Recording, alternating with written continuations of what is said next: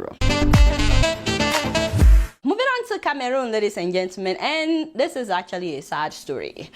A popular pastor, Prophet Franklin Ndifo, he's so popular that he ran in the 2018 presidential election and he came 7th with 23,000 votes. But yes, he's very popular. The man of God had said that he's able to cure coronavirus. So he's been laying hands on people who tested positive and praying for them. And since he announced that he's able to cure coronavirus, of course, a lot of people who tested positive had been flocking to his church for prayers.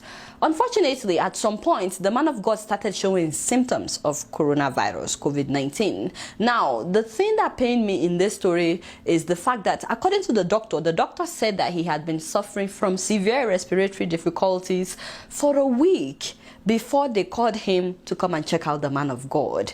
So, long story short, the man of God contracted coronavirus from laying hands on people to pray for them, and maybe they decided to pray it off. I don't know, maybe that's why he didn't go to the hospital for a whole week. I just wish that he didn't wait for a whole week, because 10 minutes after the doctor started the treatment, the man of God died of COVID-19.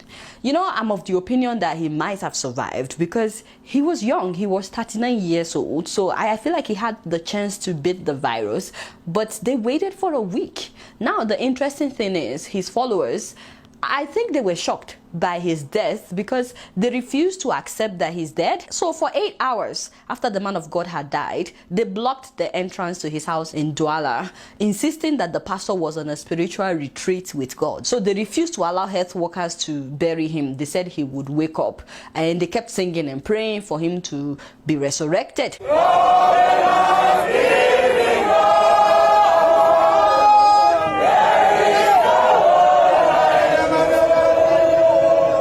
Eventually, the governor of the coastal region said that a police force had to be deployed before the medical staff could be allowed to retrieve his body, and they actually buried him in front of his house. So that's why you see security men with his church members where they were praying.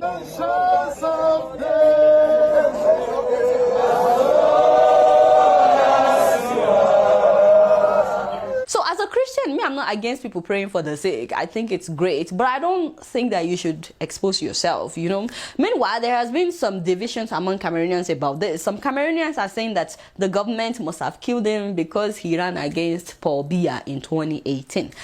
At the same time, there are some Cameroonians that are saying that he was one of the hand-picked candidates, that the government hand-picked to run against them, knowing that they won't win, just so they can say that there are opposition members. I don't know, I'm not from Cameroon. But regardless of whether he was hand-picked or not as a political candidate, I just don't think that he should have risked his life by laying hands on people without protecting himself. Let me know what you guys think about this. You guys not doing much. Guess what? I'm just keeping it real.